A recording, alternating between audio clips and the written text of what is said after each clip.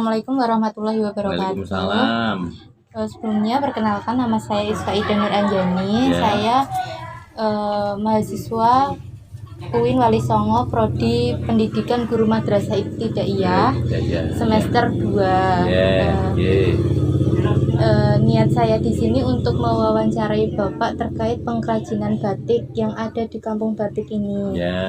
Sebelumnya bolehkah Bapak memperkenalkan diri Bapak? Ya, saya di sini warga di Kampung Batik Tengah, RT 4 RW 2, Kelurahan Rejomulyo, Semarang Timur. Nama saya Luyanto. Sejak kapan Bapak memulai usaha merintis batik ini?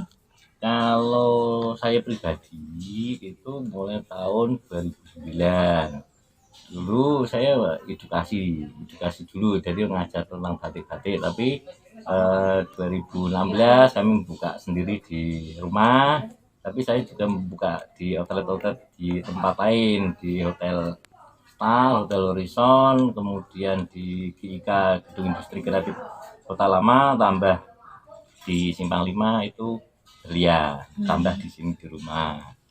Tuh. Untuk proses pembuatan batik itu seperti apa ya Pak? Alat dan bahan yang digunakan itu apa saja, dan waktu untuk membuat batik tersebut itu berapa lama, atau 1 hari sudah jadi, atau menunggu 2 hari, atau bahkan 1 jam udah jadi? Ya, sekarang gini, untuk di sini kan memang untuk konsepnya edukasi, jadi edukasi batik itu untuk pelatihan batik dari segala usia. Kemudian untuk alat-alatnya itu ya jelas itu ada canting pasti ya sebagai alat nulisnya. Kemudian ada malamnya, ada kain mori yang harus berbahan katun atau kapas. Kemudian kompor pasti. Kemudian pewarna, itu yang jelas. Nah, untuk sarana yang lain itu ya seperti gawangan untuk nyampir untuk istilahnya untuk meletakkan itu kain ya. Terus kalau untuk kain yang di batik itu ada namanya batik tulis, ada batik cap. Yang sini kan batik cap dan batik tulis. Kalau batik cap kan tepat, tapi kalau batik tulis itu lamanya karena ya hitmit ya, jadi memang butuh ada inspirasi, ada desain, ada atau pemulaan, kemudian pencantingan itu juga butuh lama, pewarnaan atau apa istilahnya itu pencelupan sampai nanti ngelorot, dan finishing itu sampai bilasi ya, ngerok termasuk ngerok malam itu ya, masih sisa-sisa itu. Nah itu prosesnya bisa tergantung dari kainnya rumit dan tidaknya. Kalau itu rumit ya bisa satu batik itu bisa sampai 3 bulan, bisa sampai 4 bulan. Nah, makanya kalau batik tulis memang mahal karena memang prosesnya lama. Itu kalau yang batik yang dengan warna sintetis itu ya cukup cepat. Tapi kalau yang pewarna alam itu lebih lama lagi, karena dalam pencelupan itu tidak sekali warna itu langsung kelihatan, tapi itu bisa sampai 30 kali pewarnaan loh. Nah, maka itu yang namanya batik tulis dan pewarna alam itu lebih mahal. Apalagi kalau dengan sutra lebih sulit lagi. Untuk kendalanya dalam proses pembuatan batik tersebut apa Pak? Halo, ya. Untuk kendalanya apa saja Pak? Kalau kendala untuk yang untuk pewarna ini? Ya, untuk pembuatan batik atau pewarnanya atau motifnya. Kalau yang di sini itu jelas limbah. Limbah itu karena hubungannya kan dengan lingkungan hidup ya, lingkungan hidup. Maka kalau di sini itu ya otomatis kalau tidak ada pengolahan limbah itu memang bermasalah kepada lingkungan. Jadi kalau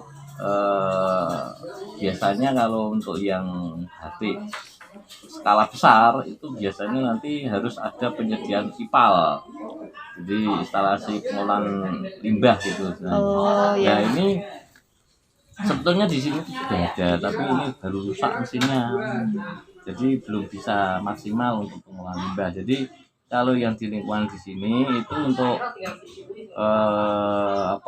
batik untuk skala besar, industri skala besar belum bisa. Maka kesini harus disiasati untuk pemulaan, untuk pencantingan itu di tempat ini. Tetapi kalau yang pewarna dan torot karena hubungannya dengan limbah, maka harus ditangani oleh orang yang di luar di Semarang, karena hubungannya dengan lingkungan hidup gitu. Ya. Terus setelah Bapak merintis usaha batik ini, dampak sosial ekonominya bagaimana, Pak? Kalau dampak ini sebelum pandemi dan sudah atau sebelumnya itu jelas berbeda. Oh iya. Ya kan? Iya, benar. Nah, kalau yang sebelumnya ya sini memang sudah Rame, Pak? ya jelas ramai karena memang untuk sentra batik Semarang kan ya di sini. Oh, begitu. Nah, sekarang kalau yang di masa pandemi ya jelas kita pengaruhnya luar biasa. Satu itu pengunjung tidak ada karena memang tidak diperbolehkan untuk masuk. Ya. Nah, yang sini sendiri kalau ada yang masuk ya takut juga. Maka kalau siasat untuk penjualan sekarang dengan model online. Nah, itu yang jelas. Jadi kita mengandalkan online untuk pengiriman dan seterusnya ya kita dengan itu online aja.